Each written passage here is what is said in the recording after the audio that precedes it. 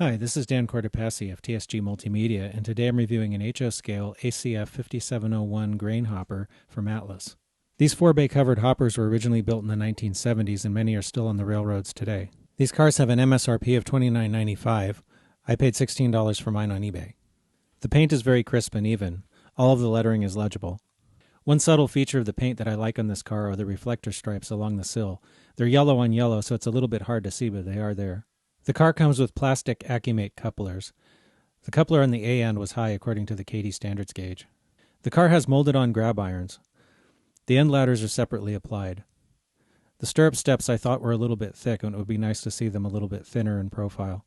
The car doesn't include trainline air hoses or uncoupling levers, but it includes the mounting bracket for the uncoupling lever.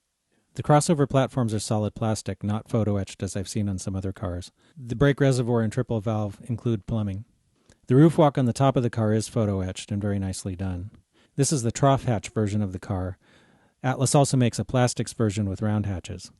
The underbody detail on the car is fairly simple, however the parts that can be seen while it's rolling down the track are nicely rendered. I like the discharge gates especially. The wheels are metal and all of them were in gauge according to the NMRA standards gauge. The car weighs 6.2 ounces, which is about 1 ounce heavier than the 5.25 ounce recommended weight for a car of this length. Overall, I think this is a pretty nice car, especially considering that the street price for these is often fairly low. With a little bit of work, they could be made into really, really nice models. As far as the factory condition model goes, I'm going to take off one spike for the coupler height being wrong, and I'm going to take another spike for some of the clunky details like the crossover platform and the thick stirrup steps. So my final verdict is 8 out of 10 spikes.